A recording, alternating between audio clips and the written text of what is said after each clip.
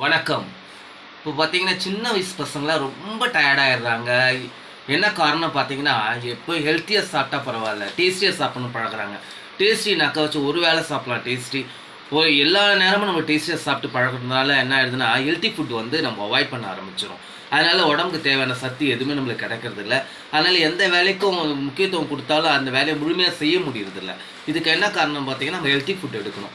Healthy ஃபுட்டுன்னா வச்சுக்கங்களேன், daily ஒரு பழம் எடுத்துக்கலாம், கீரை எடுத்துக்கலாம், காய்கறி சேர்த்துக்கலாம், மீன் இந்த மாதிரி ஐட்டம்ஸ்லாம் எல்லாம் சொல்றோம். ஆனா, அது ப்ராப்பரா நம்ம எடுக்கிறது கிடையாது. நீங்க கேட்டாக்கா டயட்டுன்னிடுறோம். டயட்டும் வந்து நம்ம முறையா எடுக்கிறதில்ல. நல்லா சாப்பிட்டுட்டு அடுத்த நாள் கேட்டா டயட்டுன்றோம்.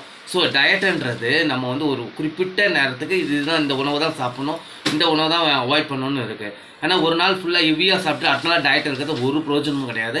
ஒரு ப்ராசஸ்னால் அந்த ப்ராசஸ் நம்ம முழுமையாக வந்து கடைப்பிடிக்கணும். அப்போ தான் நம்ம அந்த டயட்டுக்கு வந்து ஒரு நல்ல ரிசல்ட் கிடைக்கும். ஸோ எல்லாமே வந்து நம்ம ஹெல்த்தி ஃபுட் டயட்டுக்கு பார்க்கலாம். டேஸ்டி ஃபுட்டை வந்து மேக்ஸிமம் அவாய்ட் பண்ணுறது நல்லது. தேங்க்யூ.